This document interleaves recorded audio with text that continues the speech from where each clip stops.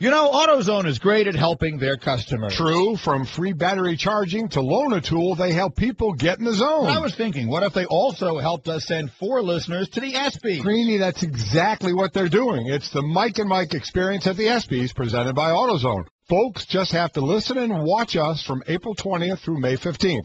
All the details are at espnradio.com/Mike's SB contest. Oh, that's pretty cool. It's called The Zone. AutoZone's going to help you get there. National League Central rivals go head-to-head this weekend when the Pirates face the Cubs at Wrigley. Swing and a miss. He stuck him out. The pregame at 3 Eastern, first pitch at 4. Saturday on ESPN Radio and the new ESPN app. This is the Best of Mike and Mike podcast on ESPNradio.com. The Best of Mike and Mike.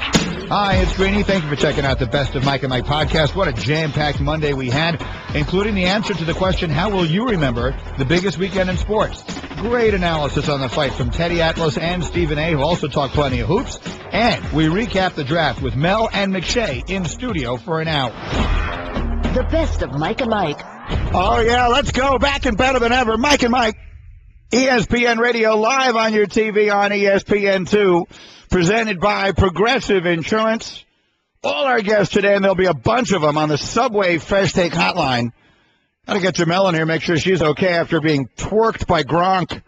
Never would have thought we'd see that. Well, here's a line you don't think you're starting a Monday off with. Of all the things we saw this weekend, the most stunning was Rob Gronkowski's suit at the Kentucky Derby. Yeah. It was a weekend for the ages as a sports fan, and as probably was to be expected, some of it lived up to the hype and some of it absolutely did not. Let's go right off the top with an unforgettable Saturday. Bubba, give me some music. Off the top. And let's go through the big events of the day Saturday. That was really the day that everyone was talking about. Of course, it ended with Floyd Mayweather improving to 48-0 after a unanimous decision over Manny Pacquiao in the fight of the century. And, Mike, if it was the fight of the century, the good news is we have 85 more years to find one better. Yeah, and I don't think it'll be hard to find one better. We're just going to have to find names that are bigger names in boxing, and that's what could take a while. Meanwhile, Off the top. what lived up was Game 7, Spurs and Clippers, and Chris Paul, and I tweeted this yesterday, I hope that all of the naysayers of Chris Paul were finally and forever silenced by his performance on one leg on Saturday night, including an unbelievable shot to win it with 1 second remaining. I don't care what round that was. Yeah. That was a performance for the ages. All the stuff made about the coaches complaining they met in the first round,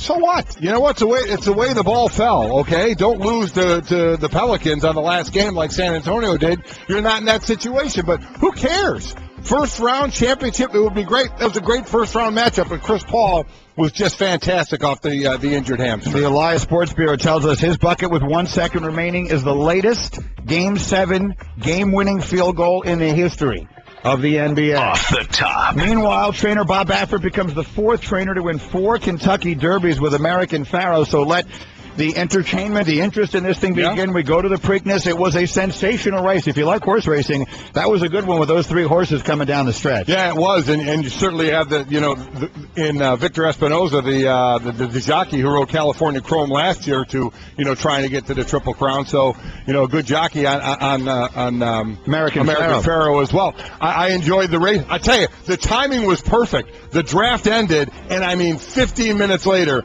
it was they were out the gate. So the timing was fantastic. No, it was a terrific day in sports. Off the top. And of course, the NFL draft came to a close that day. Florida State had 11 players chosen, including a quarterback, a running back, a wide receiver, a tight end, an offensive tackle, a guard, and a center. They are the first school in the common draft era to have every offensive starting position drafted. Quite remarkable for them. And of course, most significantly, the Jets took Bryce Petty in the 4th round. Or Jameis Winston was the top pick of the draft. Well, potato. They were so that was FSU. FSU led the way there, and the SEC led, I believe, for the 9th year in a row as far as most players taken out of one conference. I do have a whole bunch of those and more. Mike and Mike presented by Progressive Insurance. You can test drive Snapshot to see how much you could save before switching to Progressive. Visit progressive.com/snapshot. And quickly, before we dive into the weekend, I will remind you that we are halfway through our winning word contest. 2 more weeks to go every single day. Be listening today. And every day for the next 2 weeks, we'll give you the word. We'll give you 3 different ways to enter. Use all 3 to triple your chance of winning a sensational trip with us to the ESPYs. So here's the question we want to throw out there to you today, off the top. Our chatter lines are open for you at 740-535-MIKE. That's 740-535-6453. It's a good question. Amanda came up with it yesterday. 5 years from now, when we all reconvene 5 years from now, which of the things that we saw this weekend will turn out to have been the most memorable or significant? Meaning, what will we look back on this weekend and say? I'll give you a couple of options. Okay, sure. Will we say, this was the weekend that we saw the beginning of the end of this incredibly long Triple Crown drought? Right. Do we believe that American Pharoah will finally become the first horse since affirmed in 1978 to win the Triple Crown? Will we say, this was the weekend after Chris Paul's incredible shot that catapulted the Clippers to winning their first NBA championship, which they certainly could do? Will we say this was the weekend that one of the great quarterbacks of all time was drafted, Jameis Winston or Marcus Mariota? Will we say, what a bust, Jameis Winston or Marcus Mariota? Or will it be the fight? Will we look back on this weekend and remember the fight? There's one more. Will we say this was the end of the Spurs run as well? Or that. I mean, 5 championships. That one we're going to find out a lot sooner. Yeah, that one we absolutely are, no doubt about it. But that could have been the game, that could have been the series, and that Game 7 that kind of put a nail in the coffin. So it's a lot to talk about over that weekend. What's your prediction? Because I got one. I mean, Ginobili is unrestricted. Duncan's unrestricted. They started talking about Duncan. Could he be in a different uniform? I don't see that at all. Nor do I. I think, quite honestly, I think they're back. Well, that's not what I meant. I meant, what's your prediction of 5 years from now? What were you going to say? Popovich addressed that, by the way. Oh, no. I mean, people ask me about Tim and Manu and myself for the last 5 years, what we're going to do. It's all psychobabble. I have no clue. We'll probably come back. Paycheck's pretty good. You think I'm lying?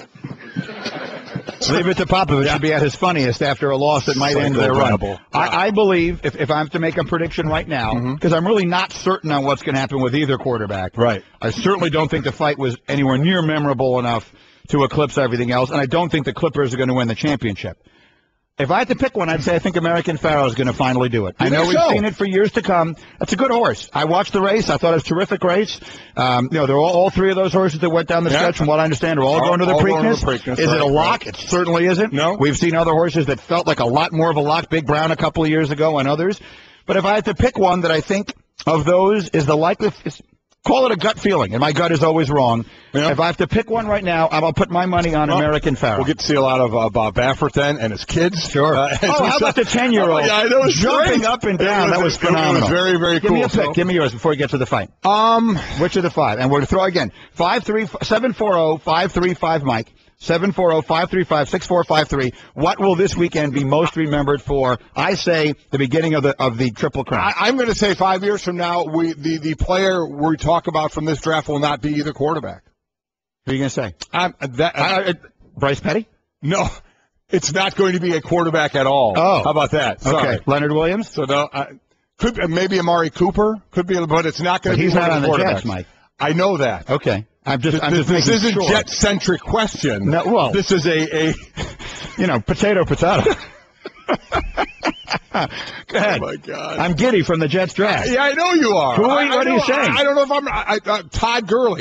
You know what? I'm going to stick with that one. Okay. I'll stick with that one. The draft of Todd Gurley. So what do you think will be the most remembered or memorable thing about this weekend? I'm going to give respect here to our friend and colleague Mike Lupica. Yesterday I got into my car at 9 o'clock, and I was driving to my little diner that I go have my breakfast on weekends, and I put on the very beginning of his show, and I thought he said it exactly right wrapping up Saturday, and this was the following, because this was supposed to be the fight that was going to, quote-unquote, save boxing, right?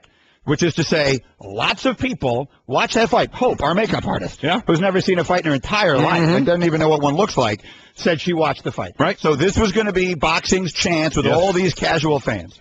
So he said the following. He said, if you had never watched a hockey game in your life, and you watched the Rangers and Capitals, which started at noon on Saturday, and you saw the goal and the pass that Alex Ovechkin made, you would say, if you'd never seen a game before, you'd say, oh, wow, I'm interested in this. Absolutely. I'll watch some more of this. Yep. If you had never watched a horse race in your life, and you watched the Kentucky Derby, and you saw those three horses going right down the stretch, and American Pharoah pulling at the end, you'd say, oh, I'll watch Very another. cool. I'll watch this again. I'm going to watch the next. If these horses are all in the Preakness, I'm watching. If you had never seen a basketball game in your life, I mean, come on, and you watched Game 7 of Spurs-Clippers, you might say, wow, this is phenomenal. I'll watch this anytime it's on. And if you had never seen a fight in your life, and that was the one that most people were probably watching for the first time, how much of a hurry are you in to buy one again? And I thought that was an extraordinarily good way to frame the day. Whatever else it is you say, whatever notion we had that this fight was going to save boxing or bring other people into the tent, anyone who thought that was a good fight doesn't know what a good fight looks like. And by the way, the only sporting event that you had to part with your own money was the worst one. Yeah. That was the only one that was pay-per-view. Listen. And it was the only one that was being asked to rise up its entire sport, is the point. Yeah. And it was the least And what we found out, it didn't. The only thing it did, it rose up the bank account of the two fighters. But that's what boxing is. There's no central group that you can look at that has the best interest of boxing. It's all about the individual here. As we found, I watched every second. I did what a lot of people were doing, watched it all the way through, from the hockey going on the same time as the draft. I kept an eye on that, right into the Kentucky Derby, right into Game 7, which is ungodly. And then I watched the undercards of the boxing. The first undercard where there was about 20 people in the room because everybody was still out drinking and gambling before they came in for the fight. And listen, I picked Pacquiao to win. I wanted Pacquiao to win. I'm not going to sit there and sugarcoat it and like the past of Mayweather as a person and what he's done. I can't sit there and say that. But I also can compartmentalize and say, he is considered one of the great boxers. I want to watch him box. I want to watch the two of these guys box. I want to watch Mayweather and his defensive style against Pacquiao, who should have thrown double the amount of punches than Mayweather. That's what I wanted to see. So I was going to see it, and I had hoped Pacquiao was going to win. And I watched the fight. Mayweather did exactly what Mayweather does. Pacquiao couldn't do anything he wanted to do, and I give Mayweather the credit for it. Because, you talk about the shoulder injury, and we'll get Teddy Atlas in here a little later, and we'll talk about that. Is that a little more of an excuse? Did it really have anything to do with the fight? I think the most it had to do with the fight that Mayweather is an excellent defensive fighter, and Pacquiao couldn't do what Pacquiao wanted to do. That said, I'm a casual boxing fan. It provided me zero entertainment. The fight itself, it just did. And you can yell at me and say, well, this is what Mayweather is, and I'm telling you, yes, I get it. I understand what Mayweather is. He's a great boxer, and this is how he boxes, and it doesn't do anything for me. That fight did nothing for me. The fight was awful, and it was exclusively one person's fault. I'll tell you who that person was in exactly 60 seconds after this word from AutoZone. Mike, the experts at AutoZone are there to help no matter what you need to get you and your car back in the zone, and we are thrilled to be partnering with AutoZone to get you where you want to go. As I mentioned, that's to the ESPYs this July. It's the Mike and Mike Experience Sweepstakes at the ESPYs presented by AutoZone. We're personally hooking up 4 winners. Remember, we got 2 more weeks to go, and there's 4 winners go with a guest on a Go Looking Greeny themed 4-day, 3-night romp through L.A. Welcome reception at one of L.A.'s hottest new restaurants, so you know the food's going to be great. Spa visits, tour of ESPN's L.A. studios. Then on the big day, you got pre-parties, you got the red carpet where you're rubbing elbows with the top athletes in the world and entertainers, for that fact. You got the post-party, ESPN party as well. You're just going to be hanging and treated like one of the biggest names in sports. So make sure you listen and watch us now through May 15th. Get all the details at espnradio.com/Mike's ESPY contest. AutoZone is called The Zone. We'll help get you there. Back and better than ever. Mike and Mike presented by Progressive Insurance. Again, got Jamel today on the Subway Fresh Steak Hotline. Just make sure she survived her run-in with the Gronk. We got Brian Billick today on the draft. We got Mel and McShay in studio on the draft. We got Stephen A. and Teddy Atlas on the fight.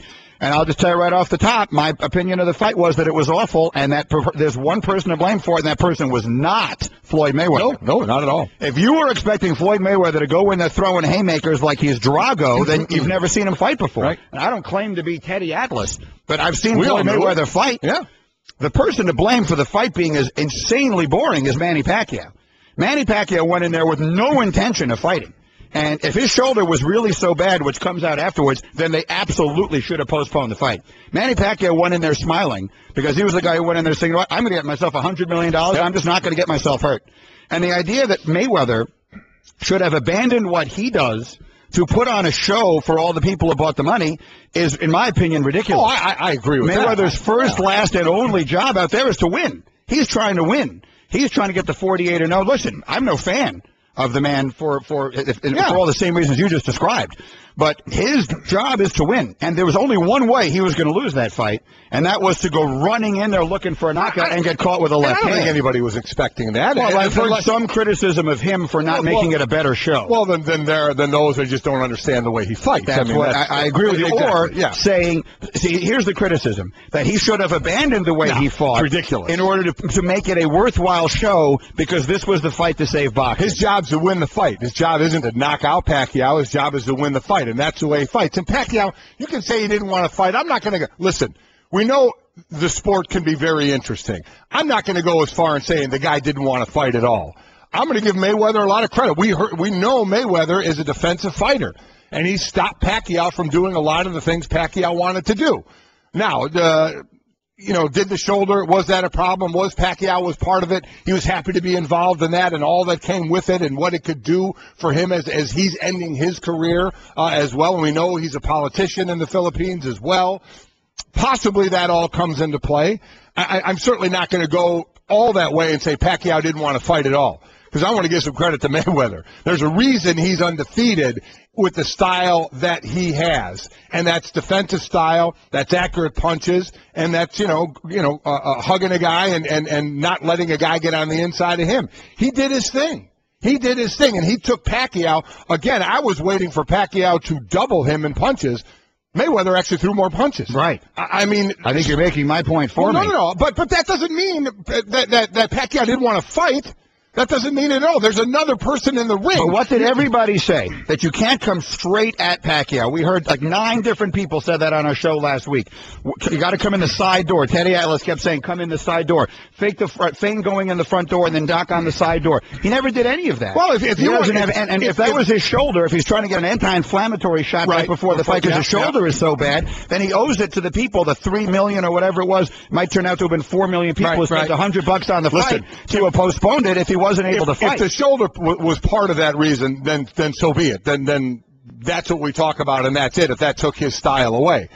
But I'm not going as far as you're going and say he didn't want to fight. I'm not doing it. Listen, maybe I'm not verbalizing this correctly. I don't mean that he didn't want to fight. I mean, he didn't take the fight to Mayweather at all. At all. Especially at the end, for him to say to Max Kellerman afterwards, well, I thought I was winning. Well, that's ridiculous. Well, but that's what, Mike, how about in the last couple of rounds? You got to do something. You've obviously lost. I'm with you. I mean, the people in his corner are watching the fight, I assume. I agree. They can tell him, Manny, we're hopelessly behind. At the end of the day, you're right, and I said the same thing watching it. Pacquiao was the reason this fight was the way it was. Mayweather did exactly what Mayweather does. I expected a lot more out of Pacquiao. A lot more out of Pacquiao. Let's make an analogy, okay? Yeah. The 11th and 12th rounds, which Max was trying to win. I saw Max getting criticized afterwards for his interview. I don't know what people are criticizing. He asked the right questions. The 11th and 12th rounds, Manny Pacquiao fought those rounds like a football team that's behind by 2 touchdowns in the fourth quarter and is running the ball on every down. Mm-hmm. You got to throw the ball down the field and try to win. No, he made no effort to win. I agree. I agree. He did not fight well. So he did not fight well. What is that? I have no idea. Listen, we'll ask Teddy Atlas. So was it the shoulder?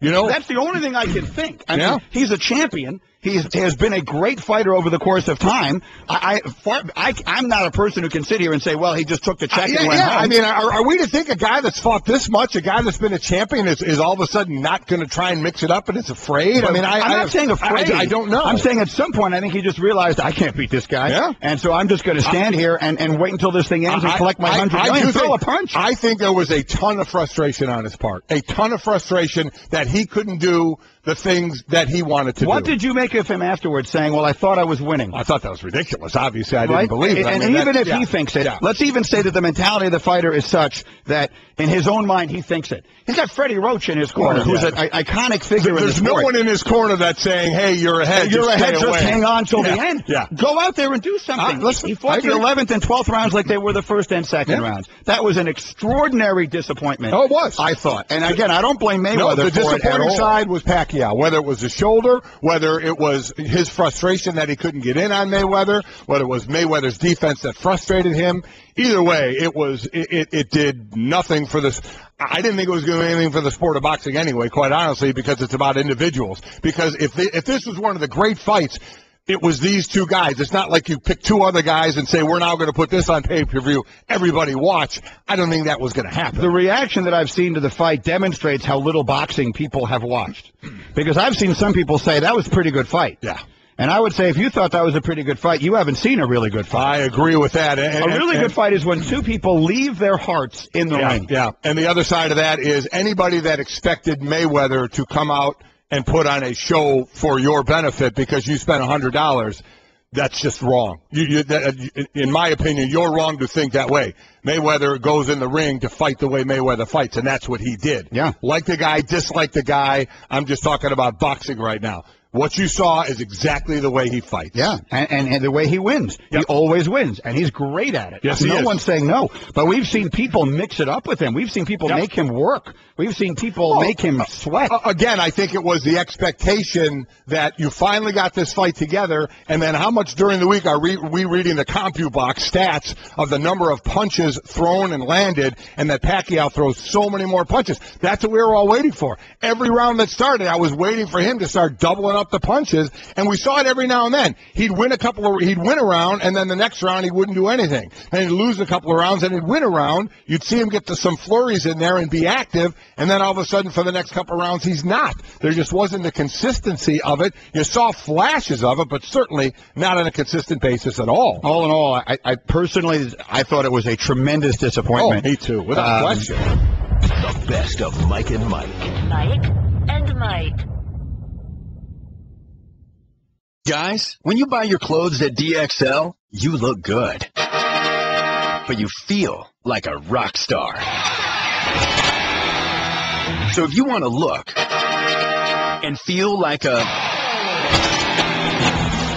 find all the brands you love, waist size 38 and up, all in one awesome store. DXL, you're looking good. Right now, select dress shirts are just $49.50 each when you buy 2 or more. Mike and Mike. Here they are. Mike and Mike. We're presented by Progressive Insurance. Our guests on the Subway Fresh Take Hotline. And give it up for Golick. Yeah. I got to believe this was Chris Golick's idea. All my wife. As a gift to our friend, Mr. Kiper, we got Mel and McShay here. Golick, go ahead and tell America what we have. The wife packed it up last night, told me to bring it this morning. We have pumpkin pie. Without the whipped cream. We have pumpkin pie. We got the whipped cream as good. well. And that's when you know you're friends, right? Thank you, Mike. You start with the whipped cream. We'll pass it right down the line. Is that not good? I got to tell you, the ready chilled whip as well. I am so celebratory in the wake of this draft that even I'm going to eat the pumpkin pie. You know, I don't eat anything. And I'm going to have it. Yeah, want a little pie with the whipped cream there? Well, okay, whatever. Anyway, Mel and McShay are here. So, all right, let me start with this. Love it. Let me start with this. All right, Mr. Kiper, I don't want to date you here, but Okay, all right. but I have been watching you analyze the draft all of my life. Okay, going back, I feel like I was 12 the first time I saw you analyze. Yeah, I sat there and I watched. I watched you tell me Not bad at all. the New York Jets do not understand what this process is about. That's true. I watched you tell me I watched you analyze Blair Thomas. And I've watched you do the draft forever. And the following is a sentence I have never heard you speak. Of every team in the National Football League, the New York Jets just had the best draft. I've never heard you say it. In my opinion, today it is actually the case. Can I hear Mel Kiper say the New York Jets had the best draft of anybody? No, because the Baltimore Ravens did. Hey, there you go. No, they had a really good draft. I mean, you get Leonard Williams, and you wondered at that point, would they take him? Well, you heard all of Mohamed Wilkerson, what's going to happen with him. Devin Smith, Todd liked a lot. Thought he could be a first-round pick. Obviously, he's that vertical stretch guy. Malden's got talent coming off the edge, and I heard you this morning. I got up. I'm having a little breakfast. I didn't know I was getting pumpkin pie. There you go. Uh-huh. You're raving about Bryce Petty.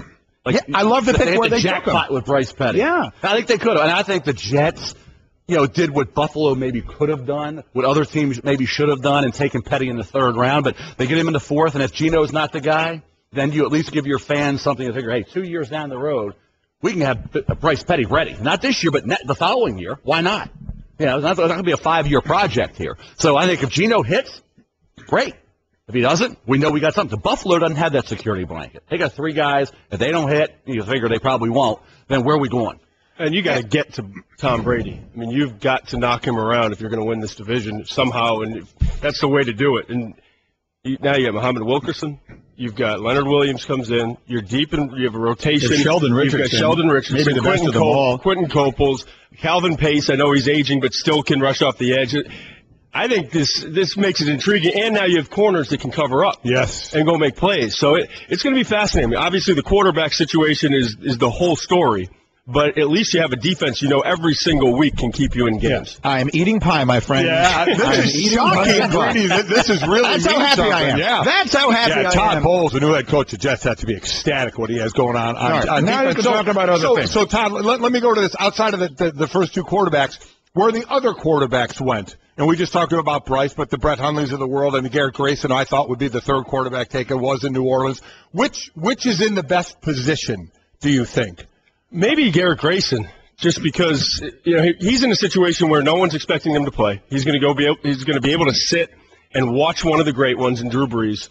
The New Orleans Saints, Sean Payton, they can develop quarterbacks, and like I said, he has time. And that's the whole thing. These quarterbacks pretty much went where they were supposed to go. Right. And usually we see them get drafted a round and a half too early. That wasn't the case this year. When you study the tape, Bryce Petty's a third-round quarterback. He went in the early fourth. Garrett Grayson, we said, is going to be somewhere around the third round. Brett Hundley had a fifth-round grade on him. He goes in the fifth round. I was somewhat surprised and impressed with the fact that teams didn't reach for these quarterbacks. The only thing I worry about with Petty is the fan base, really. I mean, just Gino's having a tough week. Let's put Bryce Petty is as far away from being NFL ready to get under center and go start a game in the National Football League as any quarterback that was drafted this year. But he also has outside of the top two quarterbacks, the best skill set, the best tool. So it's going to be 2 years, I would say at least, but if developed properly, he's got a chance. Mike, Mel and McShay are here. It's the first time I've eaten on the air in a long time. The pie is delicious. Not going well. Did anyone else notice that if you added up Mel's piece, my piece, and McShay's piece, they're not as big as Golick's piece? Yeah, great. Did anyone else see that? Guess who cut the pieces? Golick gave himself like a third of the pie. I did. And he's doing pretty good on it. Overall, for those who didn't get cancer, of course you should have been following Mel and McShay and everybody else all weekend long. But for those who didn't, Mel, give me the 2 or 3 teams you thought were at the very top and the 2 or 3 teams you thought were at the very bottom. Well, I think Buffalo at the bottom because of the fact that you have to factor in, okay, did they get the quarterback? Obviously they didn't. I thought they should have. You think about where Ronald Darby was. I thought 4th round. Todd thought late 2nd. Yeah, I see a player who's got talent but is a frustrating player because he's in a position to make plays and doesn't always do it. They had a draft that had it gone a little bit differently for me because you always go in thinking they need to do this. And if they don't, objectively, for one person, you grade them down a little bit. Todd probably gave him a little bit of a higher grade. On the flip side, Baltimore, not to be a homer, and I think McShay would agree with this, they did have a really good draft. I mean, to get Max Williams in the 2nd round and then Carl Davis in the 3rd, forget Rashad Perriman, who fell to them in the 1st, which was surprising, but to get a Carl Davis in the 3rd, and then Max Williams, who I said yesterday I think could be really special as a rookie.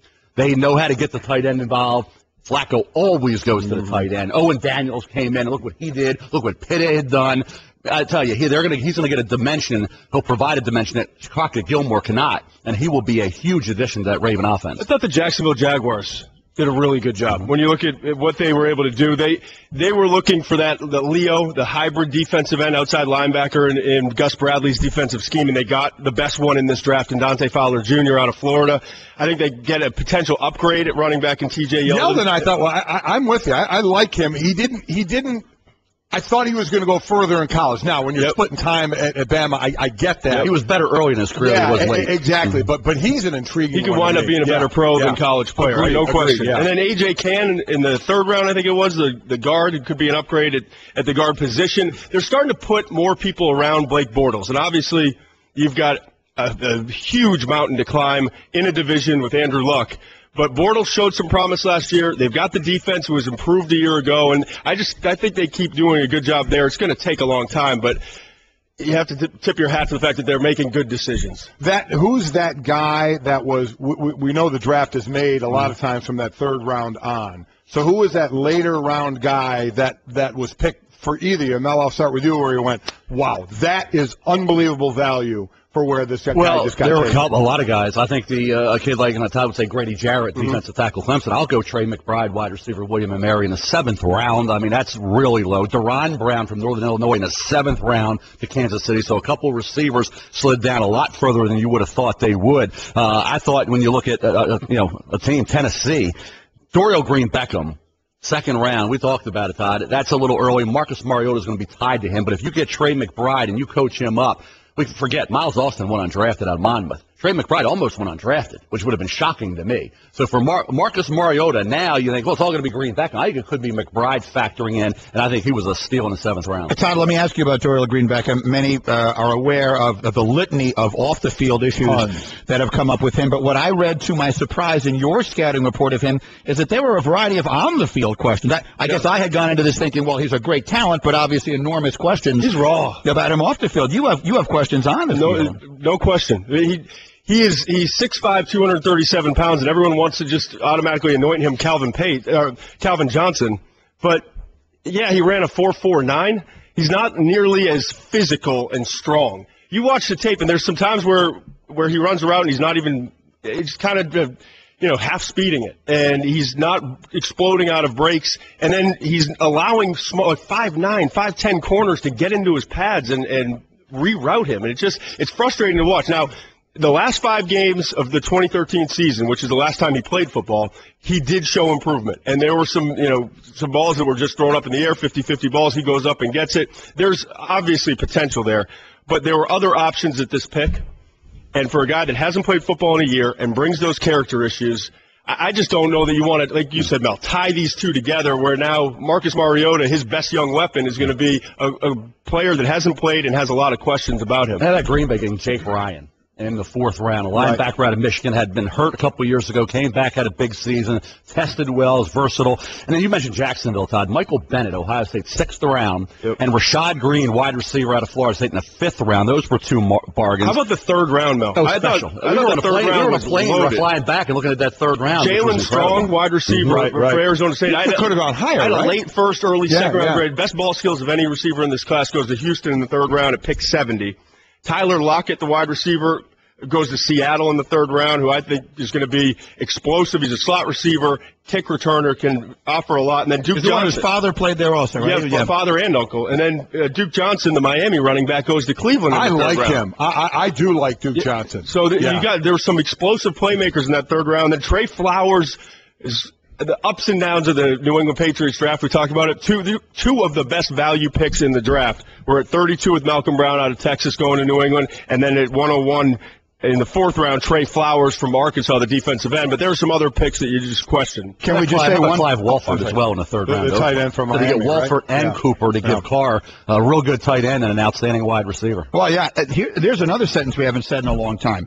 The Raiders seem to be putting something together, don't they? 2 years in a row. They couldn't screw up their first pick. I mean, if they did, they could have. Yeah, sure they could. They've done it before. I know, but it was. You could have flipped a coin, and it wouldn't have mattered. With Leonard Williams or Amari Cooper, you would have said. You know the crazy thing about what we do today. We're saying they couldn't have screwed it up. We're acting like these guys are automatically going to be great players. No. Somebody always busts out of this. All we can do is go on what we think. We're assuming we're saying that bad, good, and I get teams screaming at me saying, "How do you know that we got a C+ draft? How do you know we had a B- draft? We thought we had everybody thought they had an A. Everybody thought they had an A. Not one team sitting there saying, "That's why you don't grade drafts." We earned our C. They all think they got an A. That's why you don't grade drafts, Mel. Here's the thing. We talked about it earlier this morning. Steph Curry today is going to be named the NBA's most valuable player. Mm-hmm. He was the 7th pick in the draft the year he came out. 2 point guards went 5 and 6 Minnesota ahead of him. Ricky Rubio and Johnny Flynn. Hasheem Thabit was the 2nd pick. So you think Minnesota sat there and said, I know 10 years from now, they're going to be screaming at us saying, why didn't we take Steph Curry? They thought they were doing the right thing at the time. Better players. Yeah, right. So at the end of the day, we think Leonard Williams, I had Leonard Williams 1 year. Leonard Williams, what's going to happen with Muhammad Wilkerson? Where's Wilkerson a year from now? I think he's going to get traded. So this is the guy that steps in for Wilkerson. Yeah, and he just goes into that rotation. Here's the thing with Wilkerson. I forget who made this point. Someone made this point with us on Friday. It was a good point. Might have been CeCe. I forget who it was. Said Muhammad Wilkerson wants to get paid like Ndamukong Suh, and he's a great player. Yeah. But he's not the best player on the Jets' defensive line. No. Sheldon Richardson is the best player on that line. If you're going to pay someone, you got to pay him. You can't pay both of them. No, you cannot. So my point is that as great a player as Wilkerson is, and he's great, you do trade him. I don't know exactly what do you get for a guy. That's a lot of value. Now the draft has come and gone. Can you get a quarterback? How about you enjoy all those guys being on the D line at least for a year anyway? How about a quarterback? Yeah. Except that he wants to get paid, so he's holding out. And you're going to run yourself into a problem because you guys watch it. We're doing it. What was your biggest surprise, good or bad, from day one? From day one. Mm-hmm. Or overall. They were asking me for SportsCenter. I said Leonard Williams, that he was there for the Jets at number 6. That was surprising to me, and even though we kind of saw it coming, still to actually pull the trigger on a couple of running backs to go in the first round. Yep. Gurley going to 10. You look at the Rams draft, they only had one returning starting lineman. They drafted, I think, 13 offensive linemen in this draft. they were O-line heavy in this one, but to actually... We all felt the running backs were going to get taken, but until they actually did, because they had the last couple of years. If I had to tell you the thing that surprised me the most about the first round of the draft, it was that Tennessee didn't trade the second pick. Yeah, that's what I said. Yeah. Now, how about just Cleveland and Kansas City seem like they just don't want to draft wide receivers. Mm-hmm. I mean, they need them. Kansas City, second straight year, they didn't, but they did get Conley and Deron Brown. So they got two guys, 3rd and 7th round, that they maybe think. And then Maley went to Cleveland in the 4th round. But both those teams you would have thought guaranteed were taking a wide receiver within the first 2 rounds. Neither Cleveland or Kansas City did, which meant they stayed true to their board and didn't force a need when it wasn't there. And I guess what shouldn't shock us is the rich get richer and what fell to the Patriots at the end of the first. Which is kind of like snuck, at the end of the round, the cameras are going off, and all of a sudden the Patriots wind up with the 19th best player, in my opinion, in the entire draft. How about the Navy long snapper to Belichick? Oh, yeah. You love that. That was beautiful. You love that. Mike, I mean, speaking of Patriots draft picks, you mentioned him a few moments ago, Trey Flowers. If you don't know this, then I'm about to make Trey Flowers your favorite player. I know all about Trey Flowers and Waterboy. Yeah, exactly. Bobby Boucher. He was fully in every way motivated by, he grew up watching the Adam Sandler movie, The Waterboy. He used to, imitate that sound that Adam Sandler would make when he was running to make... running into the tackle. I'm reading the whole story about him. So his favorite movie was The Waterboy. He may be a Patriot, which is my least favorite team. Right. But as players go, I rather like him. Gotta love the motivation. We continue with Mel and McShay in exactly 1 minute after a word from Scotts. Mike, we're a few weeks into the baseball season. We're starting to see which team is putting the best product on the field and which teams are already saying maybe next year. So we're fans of the teams that put the best product on the field every year. And how about one that does every year? And that would be Scotts. Yep, we're talking about lawn care. Don't take any chances in the spring when you're planting grass seed. Use Scotts Turf Builder Grass Seed. If you use the wrong product this season, you'll be counting the days until next spring. With almost 150 years of grass seed knowledge and experience, Scotts knows what it takes to be successful. When you use Scotts Turf Builder Grass Seed, you won't be saying maybe next year. Seed your lawn, seed it. Scotts also, gang, is the official lawn care company. Major League Baseball play the Go Yard Challenge for the chance to win a trip for 4 to this year's World Series. See official rules at scotts.com/goyard. No purchase necessary. Ends May 31st, 2015. I knew what he wanted. He wanted to go for the whipped cream. We're sitting here doing the commercial read, and Mel is trying as hard as he can to be discreet, looking at McShay going, pass me the whipped cream. What? Oh, the whipped cream. I got it. For those just joining us, Golick's wife, Chris. Again, you can give Golick no credit. Zero. Anyone who knows anything about Mel Kiper knows that he eats a piece of pumpkin pie with the whipped cream every single day. So Chris brought it, had us bring in. Thank you, Chris, for making my day. The pumpkin to make pie. your guys' morning a little bit. Good, yeah. And we got Mel and McShay here for a little bit, so we'll take your tweets. Send them now at Mike and Mike through the 1-800-Flowers.com Twitter feed. Mother's Day is here. Send Mom the best. Go to 1-800-Flowers.com/ESPN for special offers starting at just $29.99. Tweet your questions for these guys about your team's draft, about individual players. They're the ones who know. If anybody knows exactly what happened here, they're the guys who know. Let's talk, McShay, I'll start with you this time, about Shane Ray and Randy Gregory. I read an interesting story in the Denver paper, and Brian Billick brought this up when he was with us in the previous hour. He said, Shane Ray's not going to go to a place in Colorado where marijuana is legal. He's going to be walking down the street and there's going to be people smoking dope. I will say this. I spend a lot of my vacation time in Colorado. I was there in March for the first time since the legalization. I even was taken aback by just how visible it is. There's just walk down the street. There are stores where they're selling it. There are people. I don't think this part of it is actually legal, but there are people walking down the street smoking.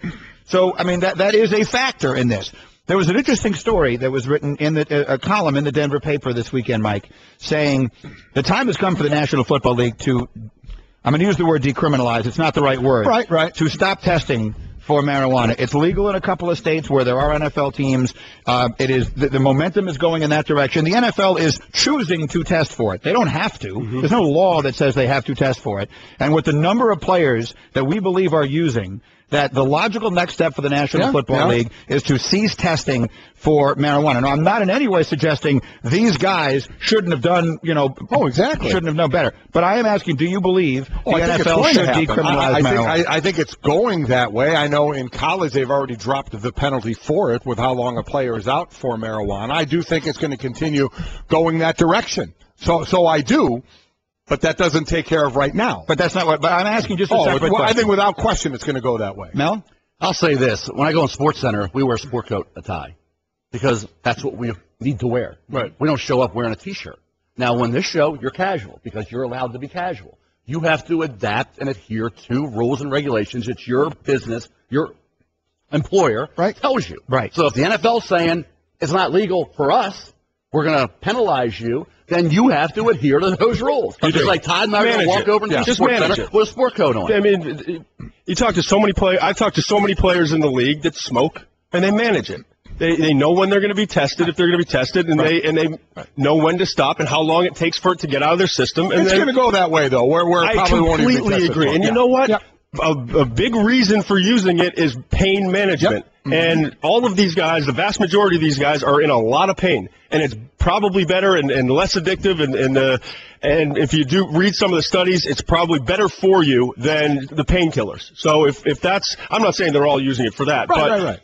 It's got to go in that direction. I think it's ridiculous the amount of time we're spending on it. Right. So it doesn't. You can't. I know you're right. Understood. Yeah. It's the same thing I say about the NCAA rules all the time. I hate the NCAA rules. I find them far too restrictive. But I don't advocate breaking rules while they exist. I advocate trying to change them while they're there. You got to do what you got to do. Hey, I don't like having this tie around my neck. No, I understand it. But you look great, Mel. I mean, you look great. That said, McShay, I'll start with you. How good a player is Randy Gregory to fall to number 60 in this draft? If you can get the max out of him, if you can keep him on the field, you can manage the psychological issues and concerns and all of the other baggage that comes with him, he's the best pass rusher in this draft. He's a top, in my opinion, he was the number 5 player just based off of tape in this entire class.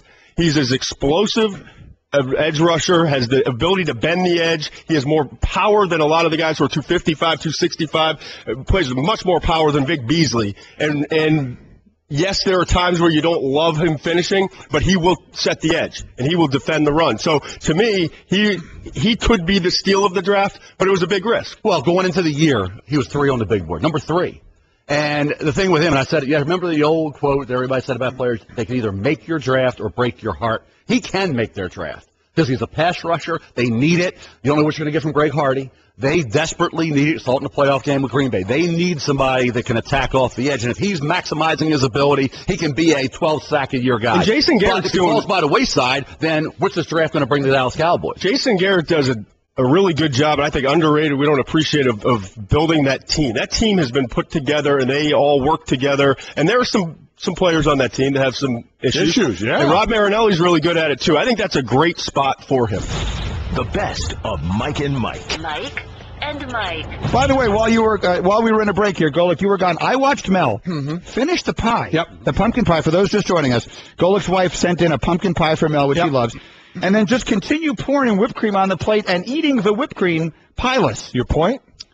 Well, he likes the whipped cream, I guess, is the only point I'm making. Is that a pumpkin pie? Yeah. Wish I had another piece coming. Can I just say this? Like ate it all, right? And I don't want to upset you, Mel. Okay. For me, pumpkin is not a top 5 pie. No, not on your big board. It's not a top 5. Really? I'm going to go. I did while we were in a break, Mike. I don't know what you were doing, but I was very busy putting together my top 5 pies. I have top 2. That's all I need. Number 5 is blueberry. Okay. Number 4 is apple. I respect that. Apple 4. Number 3 is sort of a hybrid fruit pie. I like when they combine a couple of fruits. Right. You know, so I'll go a hybrid fruit pie of almost any kind. That's weak. Number 2. That is weak. How's that weak? I don't know. He's a hybrid. He can play the run and cover. He's like berries. I like a Get off the key lime. fence. What? No key lime. Key lime's not in my top 5. Key lime's gross. Coconut custard is my number 2 pie. Coconut custard. That's a delicious pie. Oh, it's a I don't know that I've ever had pie. that. It's old school. Huh. Yep. And number 1 is pecan. I love a pecan pie. Pecan, whatever, it's delicious. Really? Number one. Number one. Mine's simple. Number 3, pumpkin. Number 2, apple. Number 1, chocolate cream pie. That's Chocolate cream. Really chocolate good. cream pie. Uh-huh. I prefer chocolate in cake form. No, you just like pies. Let's move on. I do. Pretty much everyone, you're like, I'm with you, man. We are Mike and Mike. We're going to get back to the fight. Stephen A. and Teddy Atlas in our final hour this morning. So plenty more coverage of the fight, which we spent most of the first 2 hours. How good is Either of Teddy you guys- Atlas, by the way? He's phenomenal. Oh, he's fantastic. Did either of you guys watch the fight Saturday night? I was doing a review. And when I heard about it in the morning, I come down and said, who won? And they said, Mayweather won, but not much action. No. Or none. Very disappointed. Everyone seems disappointed by it. Yeah, we grew up with the wide world of sports and boxing and Olympics. And to me, when you go to pay-per-view, you take yourself off the map. Well, You know, you really do. You put it on at 8 o'clock Eastern, 9 o'clock Eastern on ESPN. And I guarantee you will start to develop a young base of fans like we were. I was a big boxing fan. My father watched it. I don't watch boxing anymore. I don't even know who's in it. I've lost total interest because it went kind of off the radar entirely to the average sports fan. Right. But what has happened is a very small, you're 100% right, a very small handful of people have been able to capitalize on this system to make an insane amount of money. And no one is in charge. So they can do it, and no one can either stop them or try and do anything that will rise sort of the rising tide lifting all boats. So you're correct. This was the biggest event of the sports year, not only this sports weekend, but of the sports year, and who knows how many years. And it will do nothing to grow the sport. Well, and you magnify it by the fact that you pulled $100 out of your pocket. You know, if this was on regular TV, and by the 3rd round you get I'm done with this, I can start channel surfing. There, you're going to watch because you spent $100. So that adds it as a disappointment. It's much more interested in the horse race. I was too. By the way, Chalk.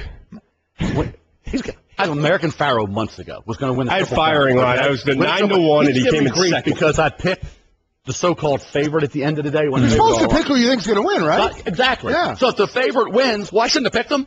Yeah. Right. No, I'm with you on that. I mean, you don't have to pick the favorite. Say, give me you're trying to get cute and pick somebody else. Yeah, if you were to say, give me a long odds favorite, you know, I go down that road. But when you get to know firing line, he came in second. You were 9-1. 9-1.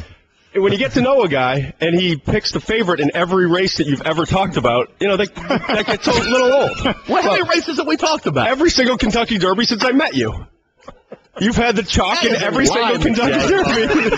And now they will Bottom come. line is, for all those losers, I had the winner to see. It's well said. The racing world will now all descend upon Mel's hometown of Baltimore, right? For the Preakness in a couple of weeks. Actually, you haven't invited me down yet, by the way. You come anytime you want. All right. This is the perfect way to frame this. We actually opened the show this morning with the question, after this enormous sports weekend with all the different events, 5 years from now, or thereabouts, when we look back on this weekend, what will we remember most? What will be the most significant thing? I said, I'm predicting it will be the beginning of finally the end of the long drought of Triple Crown. I believe that American Pharaoh is going to win the Triple Crown. Golick said, I said, I think we are actually going to see the end. This would be the end of the Spurs run. But we saw it when they lost Game 7. The end of the Spurs as we've known. So let me, from a draft perspective, I'll ask it to both of you. It can be something we remember as one of the great picks or one of the great busts. What are you predicting 5 years from now will be the single most memorable thing about this year's draft? Tennessee with Marcus Mariota, because they have to get to Andrew Luck. And there was all that talk that they would stick with Mettenberger and trade the pick. And that's what all the anticipation was. You said it was the biggest storyline. I said it the other day. The biggest storyline was what didn't happen, which was the trade involving the second pick and Marcus Mariota in Tennessee. The whole Phillip Rivers talk, all that, Bradford, Chip Kelly's going to everywhere I went. The months leading up to, you're wrong, Mel. Philadelphia will find a way. Chip Kelly will find a way to get Marcus Mariota. Didn't happen. Marcus Mariota is in a division with Andrew Luck. 3 years from now, 5 years from now, how are we talking about those two teams? Because of this move that didn't happen. How about you, McShay? Jameis Winston, Tampa Bay. I think Tampa Bay becomes relevant now because of Jameis Winston. I think they will be consistently a playoff football team 3 years from now moving forward. I also think the Todd Gurley pick. I think maybe 2 years from now, we'll look back and say, he was the guy that took St. Louis to another level. And I think that really they're a quarterback away. We'll see what Foles can do. But their defense is outstanding from a personnel standpoint. They should be very good. Their offensive line should continue to get better. They have a back now that can really be the Jeff Fisher running back and make this team what Jeff Fisher wants it to be, which is pound the football and win with defense. This could be, I don't want to say Seattle, but the type of physical football team that Seattle has become. And Gurley will be a big part of it. And another thing I would say, that we had a record-setting number of sons of fathers who played in the NFL. How many picks came up? Oh, his father. And I scouted them all, which is pretty crazy. Scouted the fathers. Yeah. Right. And guess what? And next year, John Bosa. The 18th, 19th pick in the first round in Miami, had his son Joey Bosa. I was thought, he might be the best prospect in the entire draft. Yeah. So next year, the first pick may be a father-son combination. We had a ton of them this year in this draft, a record-setting number. The best of Mike and Mike. Major League Baseball on ESPN Radio. Last season, the Pirates reached the postseason for the second consecutive season, only to be sent home early after losing the wild card. Will they return for the third straight year? This weekend they face the Cubs, who have plans to make their first postseason berth since 2008. The Cubs and Pirates. The pregame at 3 Eastern, first pitch at 4. Saturday on ESPN Radio and the new ESPN app. Mike and Mike. Good morning, Mr. Stephen A. Smith. What's going on? No one travels like you do.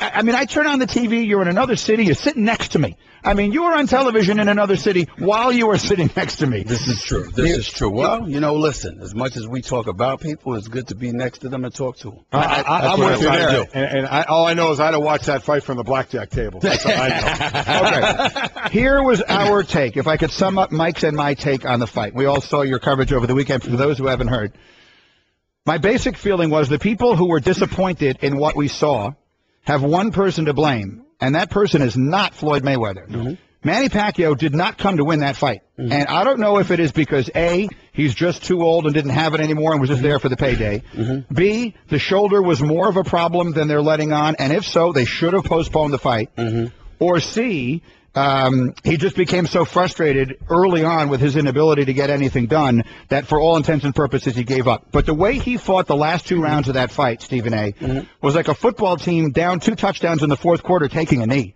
He did not come out there to try and win that fight, and that disappointed me a lot. Listen, first of all, Floyd Mayweather took him to school. Nobody wants to acknowledge that, but that's the fact. I don't want to hear anything about a shoulder injury.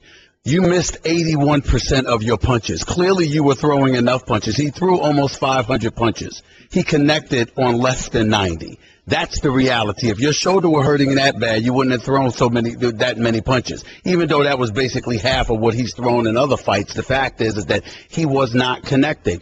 And Floyd Mayweather gave him a lesson in the sport of boxing. The objective is to hit and not get hit. And the reality is that Floyd likes making people miss. I don't blame Floyd for what happened one bit, simply because I'm of the mindset I came in there understanding who Floyd Mayweather is. He's not a knockout artist. He is somebody who is an artist in the sport of boxing. He knows how to move. He knows how to control the ring. He knows how to do all of those things, and you have to be in complete attack mode. And if you are not effective, you are going to get embarrassed simply because of how much you miss. That's what happened. And the reality is that's the way he fights it, and I absolutely put it on Pacquiao. I was expecting Pacquiao to throw double the amount of punches of Mayweather.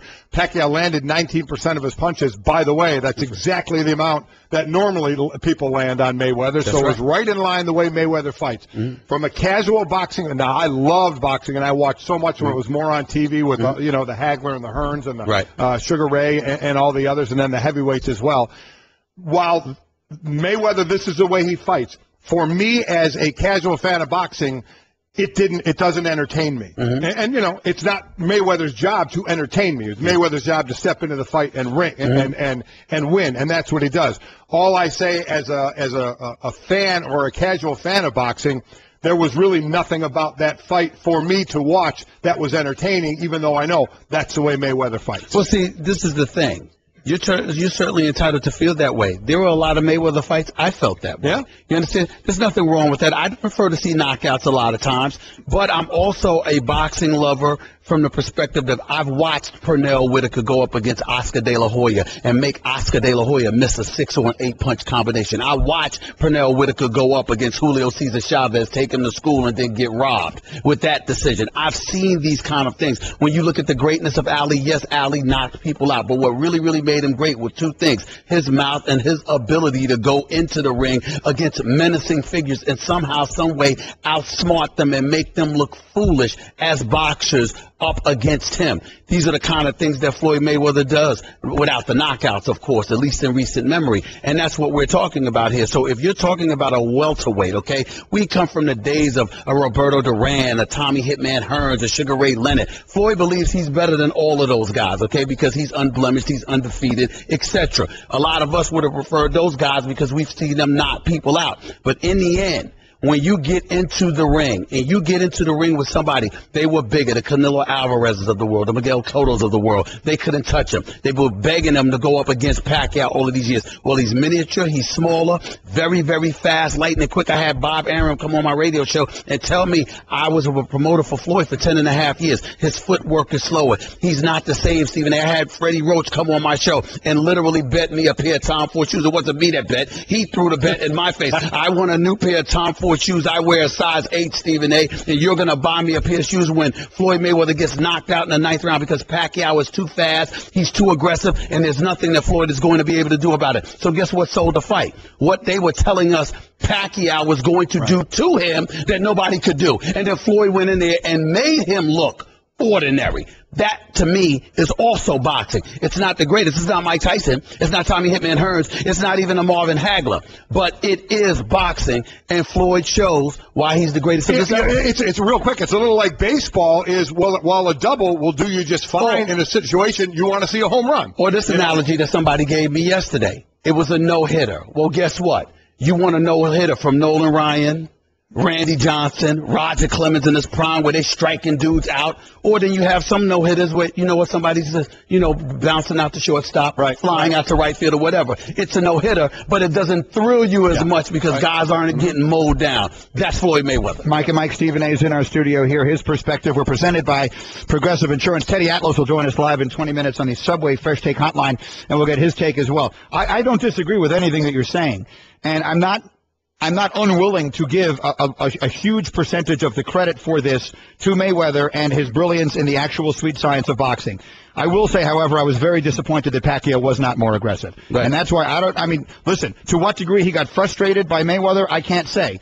For him to tell Max Kellerman in the ring afterwards, I thought I was ahead, and it was ridiculous. And Freddie Roach and everyone in his corner are well aware he wasn't ahead. So what we loved more than anything, Stephen A., and you and I are the same age, what we loved about Sugar Ray, about Hearns, about Hagler, about Duran, Duran's the bad example because he did quit in the ring one time. Yes. But generally speaking, with those great fighters, we saw them all lose. Mm-hmm. But they left everything they had in that ring. Right. Everything they had in that ring. Did Manny Pacquiao leave everything he had in that ring Saturday night? Absolutely not. But we also have to remember that Floyd Mayweather went up against a young lion by the name of Canelo Alvarez a few years back. And this guy was young, had tremendous punching power, still an elite guy, hasn't lost to anybody but Floyd. But people were sitting there talking in Vegas this past week about how he quit when he went into the ring against Floyd Mayweather. There is something that boxers have always taught me, and they've always told me this for years. I don't care who you are. There is nothing that frustrates a boxer more than when he cannot hit you. Roberto Duran, no mas, quit because the second fight that he fought Sugar Ray, after beating Sugar Ray up in the first fight because Sugar Ray got his pride in the way and tried to go toe-to-toe with him, he went back and he said, okay, I wasn't myself the first fight. The second fight, I'm going to be in your face, I'm a peekaboo, and then I'm going to be gone. You're not going to be able to hit me. What happened? Roberto Duran quit. He never got hurt by Sugar Ray. He was never threatened by Sugar Ray. He was frustrated because he couldn't find him. Marvelous Marvin Hagler retired because he felt he beat Sugar Ray and he got robbed. But he was also frustrated because he was embarrassed because Sugar Ray, literally, Marvin Hagler swung one time and Sugar Ray tapped him on the shoulder and said, I'm behind you, I'm right here, I'm not in front of you. I mean, these are the kind of things. So when you have guys that are devoid of that one-punch knockout power, or they don't believe they can take you out. But somehow, some way, they have the boxing skills and being a magician in the ring where they fool a mess out of you. They're just so evasive. That can frustrate. If you go and you practice, you do your shadow boxing or whatever, that's the only time you're cool with not hitting something. You miss, that is the quickest way to demoralize a fight. I completely agree, and I completely agree Pacquiao was frustrated by that. Let me ask you this element of it, and somebody brought it up. Sure. And some of the fights that we'd see back, with the names we've mentioned, some of it is for show, but some of it was real. The animosity, the dislike for one another. Mm-hmm. This, we saw Pacquiao smiling all the time. We saw those guys hugging all the time. We saw him tapping gloves all the time. Is there something to that? But maybe some good old-fashioned hate between. I'm not saying it would have made it any different. Maybe it would have. I don't know. But if there's some good old-fashioned dislike amongst the two guys, does that help? I think that does help in the sport of boxing. I don't think it helps in a lot of other sports. We'd like to see it in a lot of other sports. I don't think it's that necessary in basketball. I don't think it's that necessary in baseball. A little bit in football, definitely UFC, definitely boxing. People have the license to assault you. How can you be my friend and you're trying to take me out? I'm sorry. Trying to sit there and score more points than me in baseball or basketball or tennis or outplay me in golf. That's one thing. In a sport like football that's so violent, in a sport like boxing or the UFC that's clearly violent, you have the license to assault me. I'm not trying to be your friend. I don't like you. I don't want to know you. I don't want to get along with you. Nothing. You're coming for me. I'm trying to come for you. So there's clearly some truth to that, and especially in boxing. When you see it, that's when it is. I've gone to a Mike Tyson fight. I mean, Mike Tyson fought Peter McNeely. Mike Tyson fought, Andrew Galata. I was at that fight, okay? Mike Tyson just sat up there and just glowed at you and just moved his head around. It was like, I'm not here to go 12 rounds, right? You understand that I am here to take you out. And it was something about that was just magnifying. It really, really was. That's not what you get from a Floyd Mayweather fight. We continue with Stephen A. Smith. I said I would have paid $100 to watch that game. And I don't know if I assume you got a chance to see it being in Vegas. Unbelievable.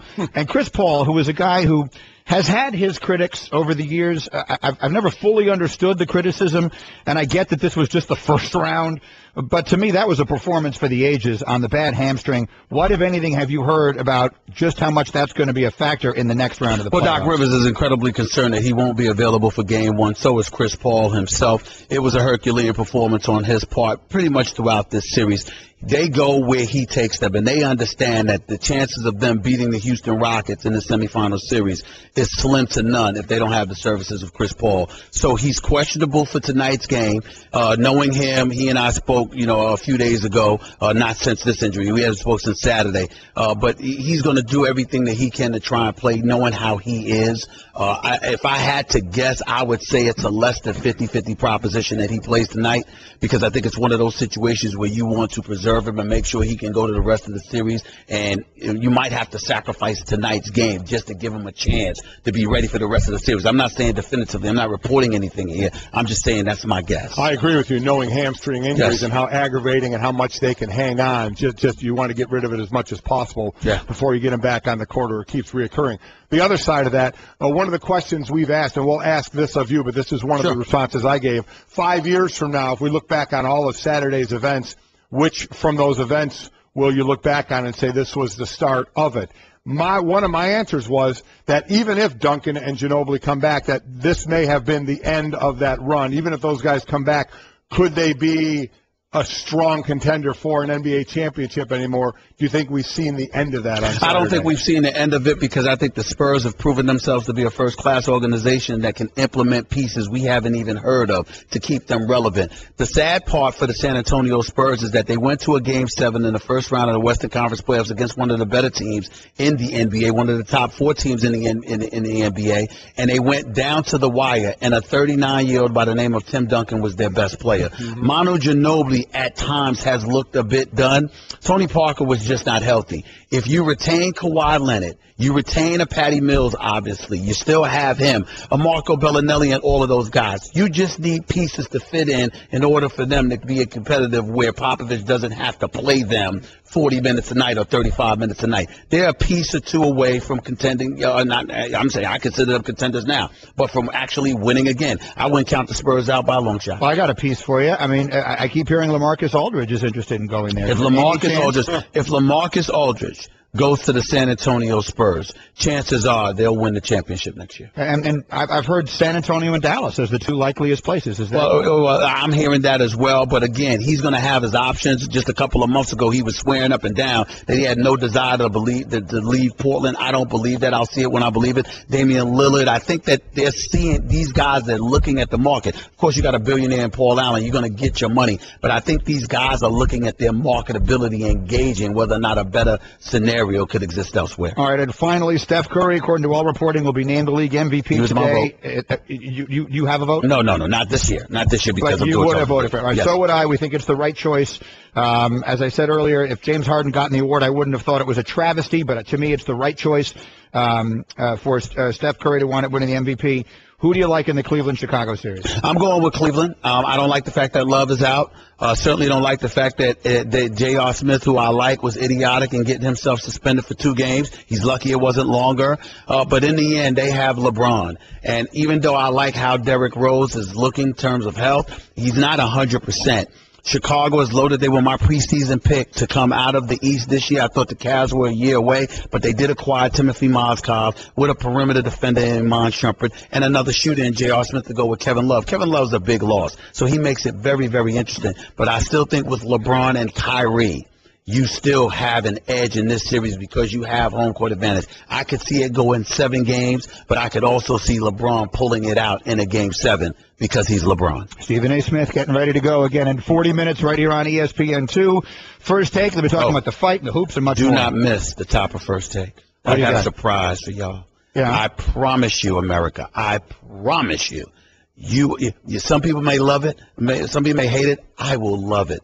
Wait until you see Skip at the top of the show. That's all I'm going to say. Okay. You don't even know. Forward to that. You will see something you have never seen before from Skip Bayless and something you never thought you would see in your lifetime involving Skip Bayless. Wait until you see it. All right. I'm thinking of 2 different things because he was on Pacquiao and he's a Spurs guy, so I'm not sure which way this is going to go. You'll have to wait. We'll find out. 10 o'clock Eastern Beautiful day time. for me. He's miserable.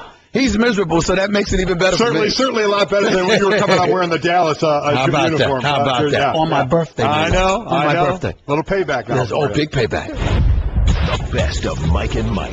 Mike and Mike. Joining us now on the Subway Fresh Take Hotline for my money, he's as good an analyst as there is working in any sport. Teddy Atlas is with us to analyze the fight. And Teddy, let's start with this. With us last week and in other places that I heard you pick Pacquiao to win. And obviously, thus, Pacquiao didn't do what you expected him to do. So here's my question, and I hope it's clear, the differentiation. Do you think that he couldn't do what you expected him to do, or he just didn't do what you expected him to do, if you understand the way I'm differentiating between those two? Well, it's the right way to put it, too, and I agree with you that that's the right way to put it. I think, simply put, and hopefully people understand where I'm saying it or how I'm saying it, I think that Pacquiao, a kid that was, basically born to poverty in the Philippines, and as he says, born on a dirt floor, he's too far removed from that dirt floor. Marvin Hagler once said, and he was a great fighter, he once said, and I think it was well said, that it's very difficult to do the things a fighter needs to do when he's sleeping in silk sheets. And I think really that's to the just to the point here, that it's not that he couldn't do it. Listen, I try to be responsible. I've been in this business 40 years. Fighting, training fighters, doing television analysis for the last 20. And I would never take it on myself to say I'm in somebody else's body. I wouldn't do that. But having said that, as I said, I've been in the business 40 years. And every fighter fights through something. That's the definition of fighting. Once training camp, once a fight ends and a new training camp starts, just like Mike in his football life, there's almost no fighters that are going into a fight 100% healthy. I can tell you that firsthand. And Mike can tell you that firsthand in the NFL. And I know it because my son is a coordinator of scouting for the Oakland Raiders. So I understand that very well. I do not think that it was that. I think it's that he did not have the urgency to take the risks that one would have when they're not far removed from living on the dirt floor. You have more urgency, you take more risk. To win this fight, he needed to have urgency. He needed to take risk. He did not exhibit that. I said, and I felt pretty good about my prediction, to be quite frank with you, even though I picked the wrong guy. And that's kind of strange. How do you feel good about a prediction if you pick the wrong guy? That's kind of, maybe I'm twisting it from my direction. But I felt that he had to get past the right hand. He didn't do that well enough. He had to find a way to get in the front door without getting caught with that right hand, not being predictable in that way, not allow Mayweather to control range, control distance, and to counterpunch, to do what he does well. And he didn't do that great. But there were spots when it came down to him having an energy. Again, I'll put it in my way, an urgency. And he didn't exhibit that. He did a little bit of it in the fourth round, but after that, it dissipated. And again, he sometimes when I have a problem with when he says that he had a shoulder injury, and again, I'm not in his body, but when him and Freddie are making these proclamations and, saying that they're going to win in this kind of very dominant fashion, and his trainer saying we're going to knock him out, you shouldn't be making those statements if you know you have an injured fighter. And I think I'm fair to say that. I think that is fair ground that I'm on. So I'm taking that all into consideration. And I'll tell you, if I was a lawyer, which obviously I'm not, because you'd absolutely have to go to law school to do that, but I would say Exhibit A, that he didn't have the urgency and the right mindset for a guy that was going to win this kind of fight and fight that kind of way. They're taking selfies as they're coming down the alleyway, the hallway to the ring. And that's just not appropriate. You're going into a place where there's a chance that you really can get injured. There's a chance that you can leave that ring with less of yourself. You have to have a certain kind of mindset to go into that arena. You have to have a certain kind of, I hate to use things that are so cliche, but a gladiator's, sort of approach. And they're taking selfies as they walk in there. There's just something that's wrong with that kind of picture. So, yes, I feel really strong about answering your question in the way that I just did, that I feel at the end of the day you overcome things. You overcome physical things. And you know what? If he did have an injured right shoulder, it sure as hell didn't look injured in that fourth round when he was letting the punches go. Yeah, and if you're going to lose, I think people want to see, even if you lose, you go out on your shield, and you didn't see anything like that coming to the end of that fight. From Mayweather's side, he fought the way that he fights. That this is Floyd Mayweather, and then he talked after of, I'm only fighting once more, I'm giving my belts up, I'm not going for number 50. What do you take out of his victory and his immediate future? I feel I know Floyd and his temperament pretty good. And again, I felt pretty good about that going into the fight. I remember Stephen Smith had me on the show during the week, and, we were all over the place doing those kind of things. And I remember hearing Stephen, I gave him a bit of the business, fooling around with him, but I remember hearing him say that, Floyd said that he's gonna be aggressive, he's gonna knock him out, he's gonna be this, he's gonna be that, because this is for his legacy. He will not allow Pacquiao to identify him. He will not allow him to mark his legacy. And I looked at him and I said, Stephen, you don't understand. Maybe you know basketball real well, but boxing, when they get into these quarters, when they get into that squared circle, that chamber of truth, like I say sometimes, you are what you are. And people born round, they don't die square. I haven't found that yet. You get in there and you're attached to your temperament, to your soul, to your heart, to what you are. And he's a careful guy. Now, I will admit that, and I find it interesting, that Mayweather is a paradox to me in the way that outside the ring he's been very risky. I mean, he's lived a life where a lot of people don't like what he's done. I don't blame them, quite frankly. I have no problem saying that. But he's had a lot of things happen in his life outside, and he brought some of it upon himself. But in that ring, that's his haven. He is, as I said, a paradox. He doesn't take any chances, and I think there's a reason. I think it's attached to, as I just said, his temperament, to what he is.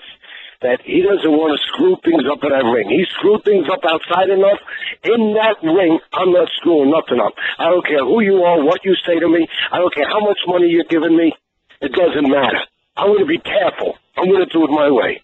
And he did. And I had no doubt that that's exactly what he was going to do.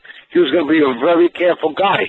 Having said that, to the rest of your question, I think, and I really believe that I kind of have a portal into his mind, that he will not break Marciano's record. He will take the last fight left on his Showtime. He's a businessman. He's very careful. He's very calculating. So I think that he will take the last fight, which is, a guarantee of $35 million, whatever it is. He will take that on the Showtime, get to Marciano's record, 49-0, and he has a flair for the dramatic and for the business, and he will say, goodbye, I'm retiring, and he will come back in 2 years.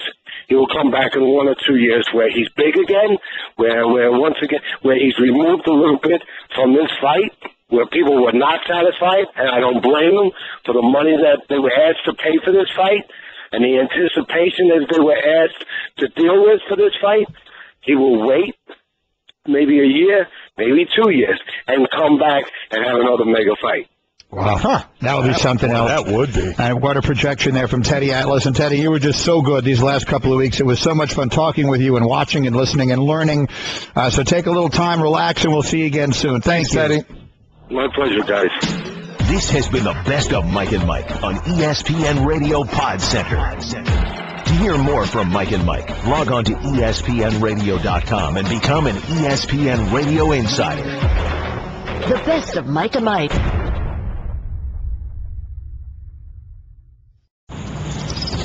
Isn't this weather great, Golick? Yeah, it's been a long time since we've had a day like this. Oh, and we're doing it upright. Some Johnsonville brats on the grill, a cold drink in our hands, feet kicked up. This is how to live. Yeah, can you imagine all those people who have to be inside working on a day like this? Yeah, those poor people. Oh, I'm just so glad you found those guys to fill in and take our place on the show today.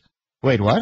I thought you were going to get the guest host for today. No, Greenie. I said I was going to get some root beer floats.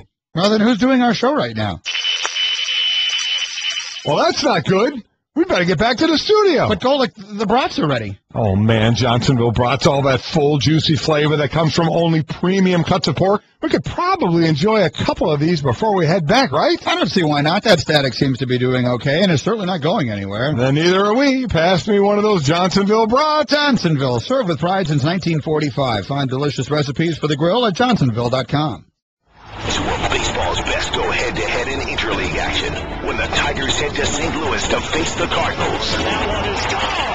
The pregame at 7 Eastern, first pitch at 8, Sunday on ESPN and ESPN Radio.